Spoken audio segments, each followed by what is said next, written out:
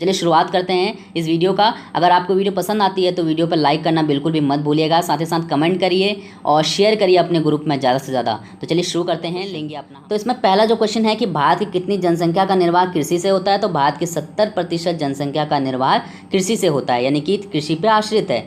इसके बाद question number second है कि भारत की सकल घरेलू उत्पाद में कृषि का कितना योगदान है, तो लगभग 14% योगदान है सकल घरेलू उत्पाद में भारत में कृषि का। इसके बाद थर्ड वाला पॉइंट जो हमारा है वो ये है कि भारत के कुल क्षेत्रफल के कितने प्रतिशत भाग पर कृषि की जाती है, तो 57.2% भाग पर कृषि की जाती है। कहीं कहीं पर 57.1 भी देखने को आपको मिल जाएगा ये। इसके बाद फोर्थ पॉइंट है हमारा कि ओवरलैपिंग क्रॉपिंग और रिले क्रॉपिंग के नाम से किसे जाना जाता है, तो बहुफसलीय कृषि को जाना जाता है। पांचवा है दो भिन्न भिन्न प्रकार की कृषि को एक ही खेत पर उगाने की प्रक्रिया को क्या कहा जाता है, तो अंतःवर्षीय कृषि कहा जाता है। इसके बाद क्वेश्चन नंबर 6 में जिसमें हमसे पूछा जाता है कि सब सर्वाधिक जो उत्पादन क्षमता वाली धान है वो कौन सी है, तो लूनी श्री है। सातवां पॉइंट कि भारत में हरित क्रांति का जो पिता है वो किसे कहा जाता है, या फिर हरित क्रांति के जनक किसे कहा जाता है भारत में, तो डॉक्टर MS स्वामीनाथन को कहा जाता है। हम इससे पहले की जो काफ़ी क्विज हो चुकी हैं उनमें भी 2-3 बार मैं इस क्वेश्चन को डाल चुका हूँ। इसके अलावा आठवां जो है कि विश्व में हरित क्रांति का पिता किसे माना जाता है, तो नॉर्मन ई बोरलॉग को माना जाता है। और कई बार पूछा जाता है कि ये कहाँ के निवासी हैं, तो ये अमेरिका के निवासी हैं। इसी तरीके से 9वां वाला पॉइंट है कि हरित क्रांति से सर्वाधिक उत्पादन किसका हुआ, तो गेहूं का हुआ है, यानी कि गेहूं में सबसे ज़्यादा वृद्धि हुई हरित क्रांति के आने के बाद। उसके बाद ये क्वेश्चन भी एग्जाम में बहुत आता है कि गुलाबी क्रांति किससे संबंधित है, तो हमने नीली क्रांति पढ़ी है, हरित क्रांति पढ़ी है, लेकिन गुलाबी क्रांति को हम कई बार जो है नहीं पढ़ पाते हैं या फिर इग्नोर कर देते हैं, तो प्याज से संबंधित है, इसको जरूर याद रखिएगा। काली क्रांति की बात करें तो काली क्रांति जो है वो पेट्रोलियम उत्पादन से संबंधित है। इसी तरीके से 12वां है कि लाल क्रांति किससे संबंधित है, तो लाल क्रांति जो है मांसदार टमाटर से संबंधित है। और 13वां है कि इंद्रधनुषीय क्रांति किससे संबंधित है, तो इंद्रधनुषीय क्रांति जो है कृषि क्षेत्र में संबंधित सभी क्रांतियों से संबंधित है, यानी कि नीली क्रांति हो गया आपका, और जो दूध के लिए जो हुई थी श्वेत क्रांति, यानी कि दूध के उत्पादन को बढ़ाने के लिए जो हुई थी, है ना, तो ये जो है इंद्रधनुषीय क्रांति जो है कृषि क्षेत्र से संबंधित सभी क्रांतियों से संबंधित है। और इस योजना को शुरू किया गया था भारत सरकार के द्वारा 2008 में। इसके बाद 14वां पॉइंट है जहां पर कि हम काफ़ी क्वेश्चंस को कवर करेंगे कि भारत में प्रमुख रूप से कितनी प्रकार की बुआई होती है, जो फसलों की बुआई होती है वो कितनी प्रकार की होती है, तो इसमें से हमको सभी को पता होगा कि रबी की फसल, खरीफ की फसल और जायद की फसल, 3 प्रकार की फसलों की बुआई की जाती है। अगर एग्जाम में क्या क्या पूछा जाता है कि रबी की फसल की जो बुआई होती है कब होती है, तो अक्टूबर नवंबर में होती है। कटाई कब होती है, मार्च अप्रैल में। इसके अलावा पूछा जाता है कि इसकी जो रबी की फसल की जो प्रमुख फसलें हैं, रबी की फसल के अंतर्गत जो फसलें आती हैं कौन कौन सी हैं, तो मटर हो गया, सरसों हो गया, मसूर हो गया, गेहूं, जौ, चना, आलू। तो आप इनको याद रखिएगा क्योंकि एग्जाम में इस तरीके से पूछा जाता है कि निम्न में से कौन सी फसल रबी की फसल नहीं है, नहीं है बताना होता है हमको। तो इसका मतलब ये है कि कौन कौन सी फसल होती है ये आपको याद रखना पड़ेगा। यहाँ पर सभी नाम आपको याद रखने होंगे। खरीफ की फसल की बात करें तो खरीफ की फसल की जो बुआई होती है वो जून जुलाई में, कटाई अक्टूबर नवंबर में। प्रमुख फसल में इसका जो आता है वो आता है चावल, ज्वार, बाजरा, मूंगफली और मक्का। जायद की फसल जो है मार्च जुलाई के मध्य में होती है। और इसकी जो प्रमुख फसलें हैं वो है तरबूजा, खरबूजा, ककड़ी हो गया, खीरा हो गया, भिंडी हो गया। तो याद रखिएगा इसकी जो प्रमुख फसलें हो जाएंगी वो हो जाएगा तरबूज, खरबूजा, ककड़ी, खीरा, भिंडी, यानी कि सब्जियां जो आती हैं। तो आप इन सभी चीज़ों को याद रखिएगा और यहाँ से काफ़ी क्वेश्चन आपके एग्जाम के लिए ज़रूर पूछे जाएंगे, तो आप इनको जो है याद कर लीजिए। और कोई भी एग्जाम आप दे रहे हो हमसे जो है इससे कुछ ना कुछ ज़रूर पूछा जाता है। इसके बाद 15वां पॉइंट ये भी काफ़ी महत्वपूर्ण है, यहाँ पर चावल लिख दिया। चावल होगा ये, चावल की प्रमुख किस्में कौन कौन सी हैं ये हमें ज़रूर याद होनी चाहिए क्योंकि एग्जाम में कई बार पूछा जाता है कि निम्न में से कौन सी चावल की किस्म नहीं है, या फिर जैसे दे दिया कृष्णा, कावेरी, हंसा और पद्मा, इनमें से कौन सी चावल की किस्म नहीं है।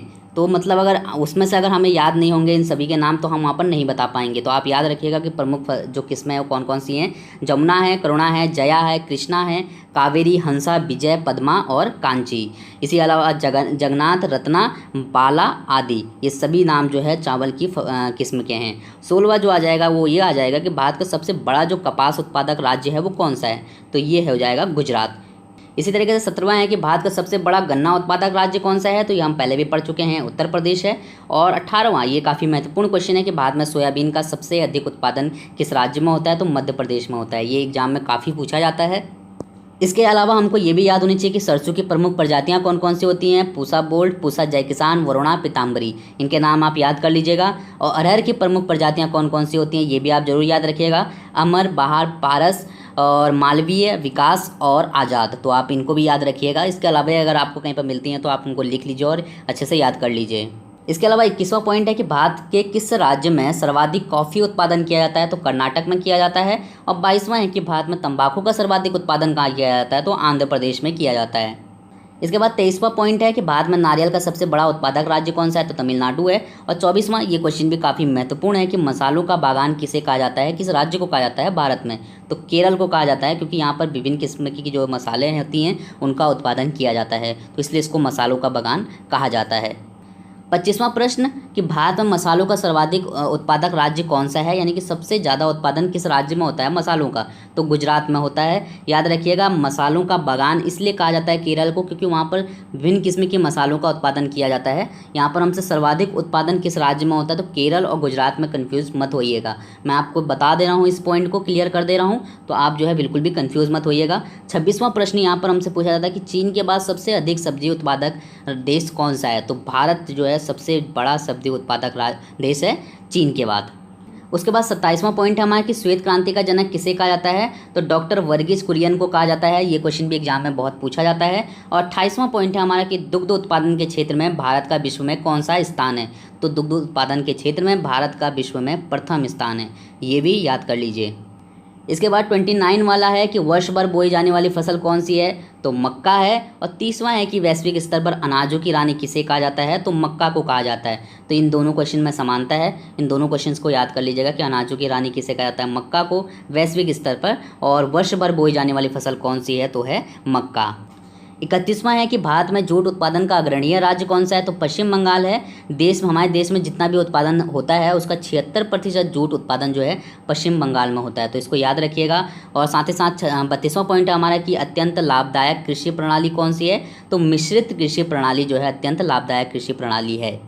इसके बाद 33वां है कि झूम खेती प्रणाली को राजस्थान में क्या कहते हैं, तो वालरा कहते हैं। 34वां है कि देश के कुल कहवा क्षेत्र का कितना प्रतिशत भाग दक्षिण भारतीय राज्यों में होता है, तो 90% भाग जो है दक्षिण भारतीय राज्यों में होता है। 35वां है कि नकदी फसल के अंतर्गत कौन कौन सी फसलें आती हैं, ये क्वेश्चन भी काफ़ी इंपॉर्टेंट है। तो गन्ना, कपास, जूट, तंबाकू, तिलहन, इसी तरीके की फसलें जो है नकदी फसल के अंतर्गत आती हैं।